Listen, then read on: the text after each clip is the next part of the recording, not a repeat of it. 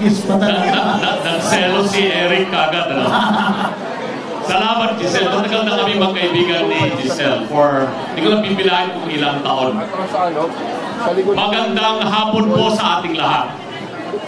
Naimbag nga malem, kadagiti, kapatak, nga Ilocano, nga putputo, nga Ilocano. Masanto siya karam, nagsaray kaluyagan, tan kabaluyan, tan Pangasinan. Bayang pagkatpanapon sa ating mga kabalin. Maray, ahapon sa ating mga taga-Bicol. Mayong hapon, kaninang tanan. Assalamualaikum sa ating mga kapatid na Muslim. Buenas tardes sa ating mga kababayan dyan sa Zamboanga. Alam po ninyo, itong aking mga kasamang kandidato rito pagkasenador, lahat may relasyon po ako sa kanila na nakalipas. Unahin ko na yung pinakabatang kandidato, si Atty. Jimmy Puto. Bata-bata pa siya noon, kagaling kumanta niya, kagaling mag-gitara. So lahat ng kanyang gimmick o kaya pinupuntahan ko para panoorin siyang kumanta. Dahil napakagaling talaga, napakatalento. At natutuwa ko ngayon na si Jimmy ay naging abogado at kasama ko siya ngayon bilang isa sa mga kandidato ng Duterte team. Pinipilapan. Isunod ko na yung executive secretary natin. Hindi pa siya abogado noon. Si Atty. Vic, kasama ko na yan. Sa law office ko pupunta yan si Atty. Vic bago siya naging abogado.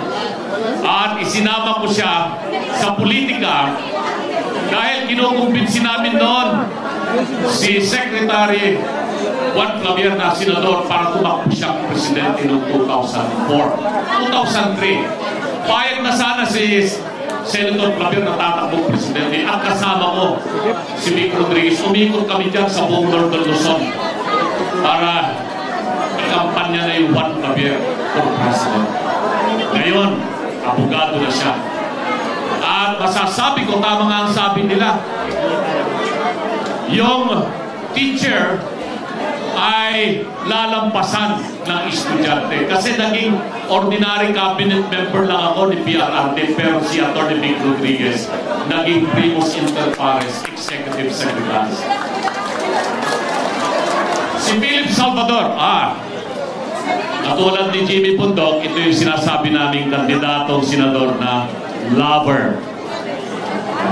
Abogado niya ako. Nung tumatakbong vice governor sa Bulacan, pinapadisqualify siya ng kanyang kalaban. So kinuha niya akong abogado. Pumunta ako doon sa Bulacan, inargue ko yung kanyang kaso, at nanalo kami. Hindi siya na-disqualify, but eventually dahil sa pag-iusap ng mga kaibigan, hindi tinuloy ni Ipe yung pagkandidato niyang vice governor ng Bulacan. Si Senator Bato, pareho kaming pulis. Nakakaisiguro ba naging pulis yan si Atty. Lamini? Baka nakakalam yan. Kasi elected member ako ng Philippine National Police, PNPA class of 1988. At isa ako sa campaign manager niya ng 2019 nung tumakbo siya ang senador. Siyempre, si Senator Bato ay champion natin para sa seguridad, katahimikan, etc. Napakagaling na senador. Alam naman natin, hindi siya masyadong matawag, pero pag nagsalita, talagang kabus sa puso yung kanyang sinasabi. Takot yung mga iba sa kanya. At yun ang kailangan natin ibalik muli sa senador. Si Senator Bongo, at 2014, isa ako sa kasama ni Speaker Pantaleon Alvarez, Bebot Alvarez. Kami ang isa sa mga sol-sol para tumakbo si PRRD. Ayaw talaga ni PRRD. Pero si Speaker Bebot, siya yung aming leader doon sa tinatawag namin Champs of Rudy Duterte. At si Senator Bongo, siya yung aming conduit doon kay PRRD hanggang makumbinsi namin. At si Senator Bongo, nasa ibang bansa ako eh. Tinawagan niya ako noong 2016. Sabi niya, Attorney, gusto ni PRRD maging administrator ka sa isang ahensya. Sabi ko, hindi ata ako nakahanggang maliit bilang sa gobyerno, masarap na yung buhay ko sa private sector. Pero mahirap tumanggi sa isang Bongo at lalong-lalo na kay Tatay Digong. Kaya ako tinanggap maging member ng cabinet at naging administrator po ako ng Cagayan de Oro Forum. Ganun po yung naging relasyon namin ni Senator Bono. Pinakauli, si Congressman Rodante Marcoleta. Pareho kami ng advokasya niya. Pagsusulong reforma ng ating saligang batas. At gusto natin na talagang magkaroon ng pagbabago itong saligang batas na ito. Kasi since 1995, 30 years ago, inumpisahan ko na po yung advokasya na yan. Hanggang yung 2005-2006, ako yung nagsulong ng pagbabago ng saligang batas. Pumunta ko sa Korte Suprema, ilargo ko yung kaso doon. Natalo lang ako ng isang boto na bago na sana itong 1987 Constitution ito. Kasi bilang isang abogado, nagtuturo po ako ng political law and remedial law review. At lagi kong sinasabi na itong 1987 Constitution na ito, kung hindi magbabago, ang Pilipinas ay magiging isa sa pinakakurap na bansa sa buong mundo. Dahil itong 1987 Constitution ay nagbibigay sa mga mayayaman, mga elitista, mga oligarchs na kontrolin nila hindi lamang ng ekonomiya kung hindi pagpupolitika. Sinabi ko noong 1995, itong mga oligarchs ngayon ay financier lamang. Sila nagbibigay ng pera sa mga politiko. Darating ang panahon, sila na mismo ang magiging politiko. At yan na nga ang nangyayari ngayon. Itong mga oligarchs, sila na rin ang politiko ngayon. So ano pa ang magiging kinabukasan ng Pilipino kung hindi natin babaguhin? Labanan sila! Sinubukan nila na isulong ang pagbabago ng saligang batas lately. Pero nakita ko mali yung sistema. Agrabyado yung taong bayan. Bakit? Ginagamit nila ang perang galing sa Kongreso na tinawag nilang akap para magpapirma sila ng mga tao upang sa ganun may sulong nila ang People's Initiative. Hindi po ako papayag sa ganung sistema. Kasi mali po yun, hindi tugma doon sa prinsipyo ng PDP laban na baguhin ang saligang batas patungo sa federalismo at magkaroon ng isang unicameral parliament na yun ang gusto ni Senator Robby Fontoria. Kaya kasama ko yan si Congressman Rodante Marcoleta sa paglaban, pagreforma ng ating gobyerno. Panghuli si Pastor Apollo Quiboloy. Noong 2010, hindi rin po ako makatanggi. Bata pa ako noon. Narira 2010, 15 years ago, malakas pa akong malo ng golf. Single handicap pa ako sa golf noon. Pinatakbo po akong senador noong 2010. Alam ko, napakahirap. Anong mahirap? Kasi hindi popular. Yung nakaupong presidente noon. Negative yung kanyang trust ratings, President GMA. Pero tulad ng binanggit ni Giselle, ako po, isa sa karakter ko, masasabi ko, hindi po ako nang iiwan at ipaglalaban ang aking mga kaibigan. Tumakbo akong senador noon. Ang isa sa tumulong at nagbigay lakas sa akin na magpatuloy si Pastor Apollo Quiboloy. Dahil kahit alam niya po, mahirapan ako, hindi ako mananalo, inimbita po ako at nagpunta po ako sa KOJC sa Davao. Napunta pa ako sa Kamayong, nakailang beses po akong bumisita. At yung mga instruction sa lahat ng mga media outlets ng SMNI, KOJC sa buong Pilipinas, laging nandoon nakabutok po sa akin. Kaya maraming salamat, Pastor Apollo Quiboloy. So yan po yung relasyon ko sa mga 8 kandidato ng Team Duterte PDP Laban. Ano naman ang ginagawa ko dito ngayon? Ilocano ko. May saak na Ilocano ang kandidato under Team Duterte PDP Laban. Ganda kayo ng kabagyak, inyak na Ilocano. Ang moyo no sinmo tipot-pot no nga Ilocano. Dahil may saak, dahil tipuso nga na nakarakter tata. Dahil kami magbaga nga Ilocano, handa nga mo sa Ilocano dapat hanggang din makkel. Itayang tayo doon.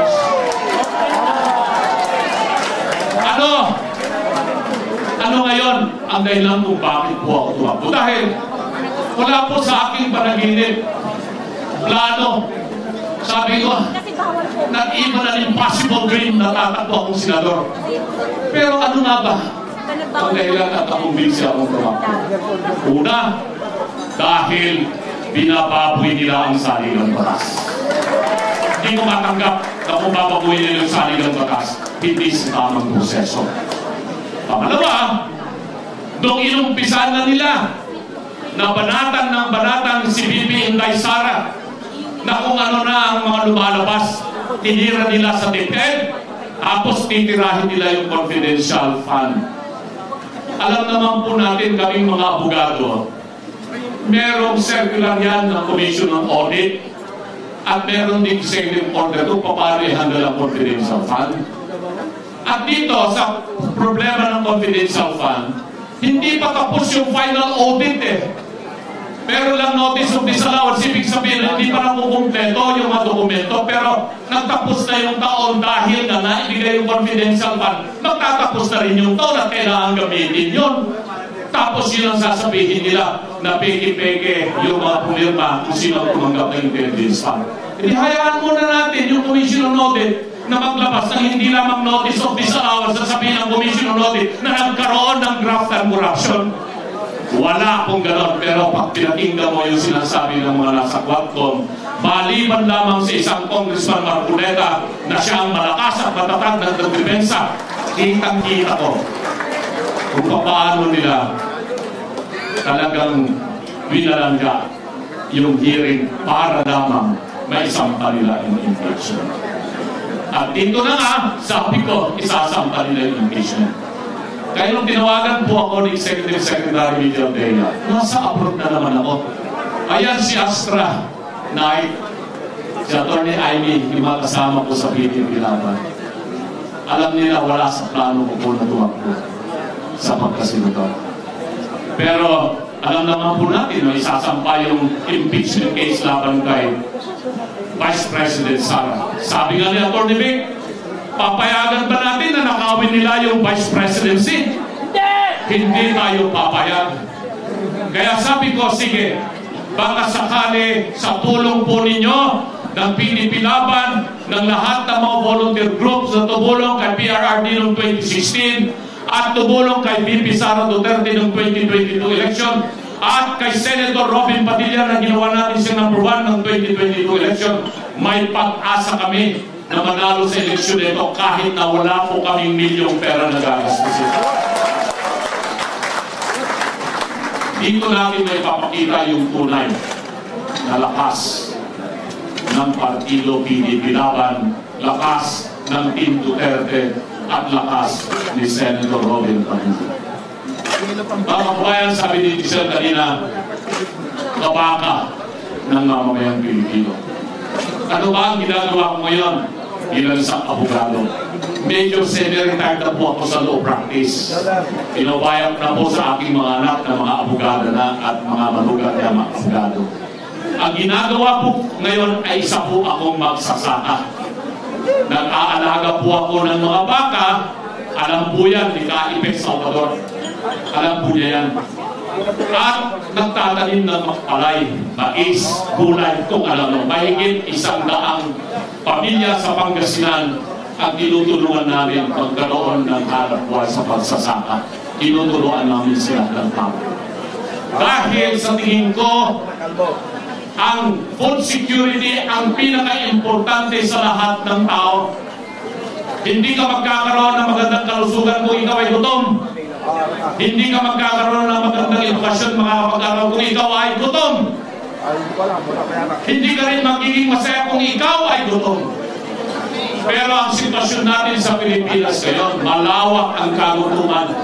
Hindi ako nagsasabi niyan.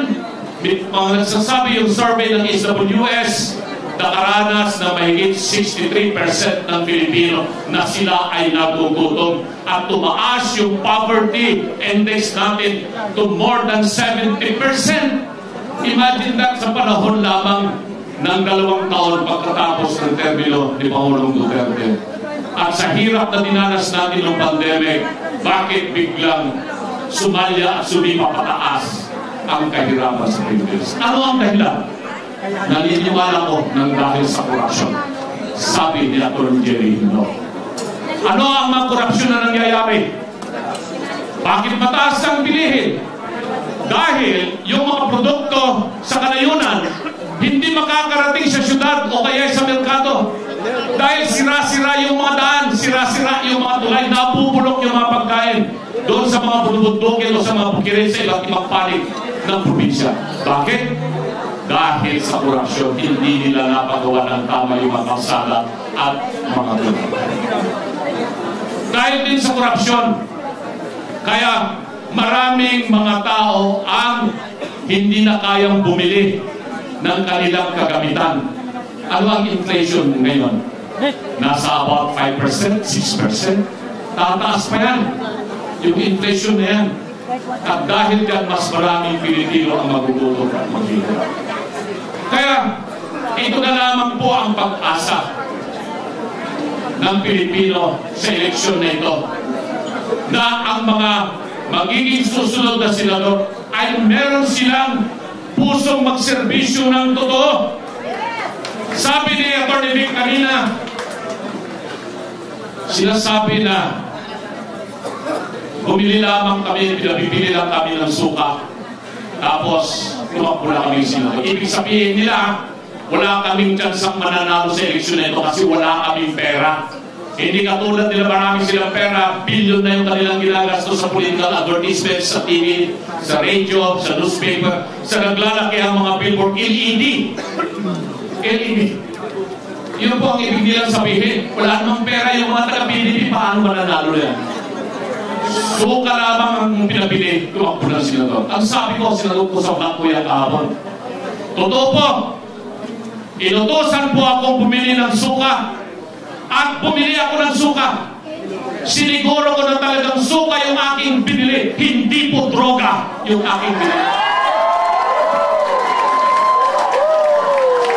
Sabi ni Senator Bongo, tulad ni Ipe Masim-Masim, ang kanyang amoy.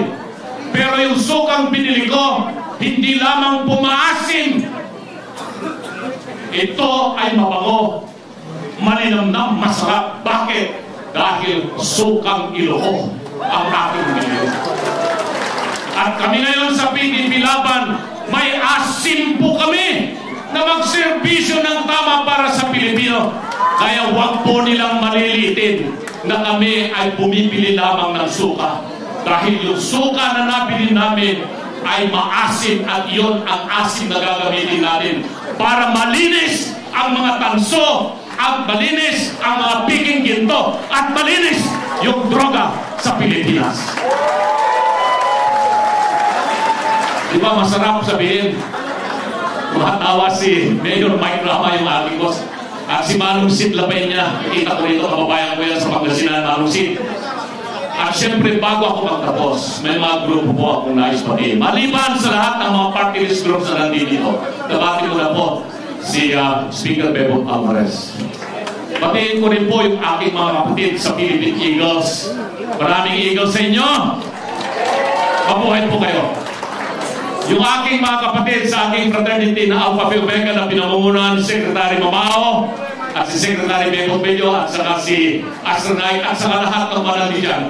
Mga dalawang po yung pumamay ng kaliwa sa akin. Sabi, bakit hindi na ako ngayon ng kaliwa lang? Di ba, komunista lang kung pumamay ng gano'n? Hindi, dahil yun po yung pagkamay na. At saka yung PDP Laban, originally, kaliwa. At syempre, yung mga Ilocano at Pangasinan na talagang nagbiyahe sila galing ng Ilocos, Isabela, Cagayan, at iba-ibang lugar na nandito dito. Itaas nga ninyo yung kamay mga Ilocano katulad ko na hindi kapatak namang mga antipugong kanrabong. Nyakit din ay nagtangkal dahil kadila yun niya. Anot, sugila. Yan ang tunay na Ilocano. Hindi yung sasabihin nila na ang Ilocano ay sila lang. Mas marami kami ngayon sa Ilocos. Gising na po kami sa katotohanan. Marami sila, dami. At syempre yung grupo ng mga veterano. Malapit sa amin ni Senator Bato at ni Senator Bongo ang mga veterano, ang mga militar. Kaming dalawa ni Senator Bongo ay adopted classmate ng class 92 ng Philippine Military Academy. Kaya pagkatapos po nito, aakyat na po ako sa Baguio at makikiusap sa aking mga kaibigan ng mga sundalo na grabe ng Philippine Military Academy. Pero meron po silang hinihingi sa akin.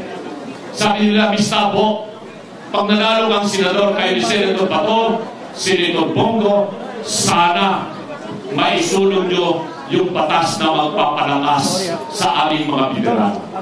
At dahil po dyan, isa sa batas na aking pinag-aaralan at idudulog sa Senado, kung ako man ay pala rin magiging principal author ako, kung hindi man sigurado mananalo si Senator Bato at si Senator Bongo, ang pagtatatag ng Department of Veterans Affairs. Kasi hindi naasikaso yung mga veterano. Ang mga veterano ay nasa under lamang po ng PIBAW, isang opisina lamang po yan ng Department of National Defense. Pero mga veterano, hindi lamang po yung mga lumaban sa gera. Kasama na rin po yung mga membro ng pamilya nila at yung mga nauli. At marami po tayong dapat na gawin para matulungan ang mga veterano, mga pamilya nila. Isa sa mga advokasya ni Senator Bongo ay malasakit Center, Health Center, magtatayo ng mga specialized regional hospital. Maigi siguro, dagdagan natin, Senator Bongo, nag-iisa lamang yung Veterans Memorial Hospital dito sa Quezon City. So yung mga taga Mindanao, taga Cagayan, taga Bisaya, na mga veterano, matatanda na, walang specialized hospital na asikaso sa mga matanda, kailangan pa ba nilang pumunta ng Quezon City? Ang gusto natin, magkaroon ng regional hospital exclusive for the veterans and the elderly in all regions of the country. And that can be done only with the help of people who really love the military, the servicemen, the uniformed services, and their beneficiaries, Senator Bongo, Senator Bato, the whole PNP Laban members, isama nyo na rin po ang inyong kabaka, Attorney Raul Lambino. Isa lamang po yung pahako ko sa inyo. Maninimbihan po tayo na tapat sa Diyos, tapat sa bayan, tapat sa mamamayan, tapat sa tao, tapat sa ating pamilya. Dahil dito, wala pa akong campaign manager. Nadaanan ko yung aking idolo. Matagal na, katulad ni Eric, idolo din niya yun. Si Ma'am Vivian Perez. Pwede ba, Ma'am Vivian, ikaw yung aking magiging campaign manager? Yan, muna siya. Ayan, ayan, mga kabaka, mga Pilipino. Kanina, tinanong ko si Atty. Bato, kumanta ka na ba? Hindi ba eh. Tinanong ko si Senator Bato. Sabi ko, partner, kumanta ka na ba? Kasi Senator Bato, ang galing kumanta niya, narin yung lumang kumanta yan, Senator Bato. Pero mamaya, kung wala nang magsasalita kasi nandiyan pa ang aking kaibigan, si Ibe, Mr. Epektibo. Siguro pag wala pa si PRRD at walang entertainer dito, maliban si Giselle, ay pwede kami ni Senator Bato na mag-entertain. Maraming salamat! Mabuhay ang Pilipinas!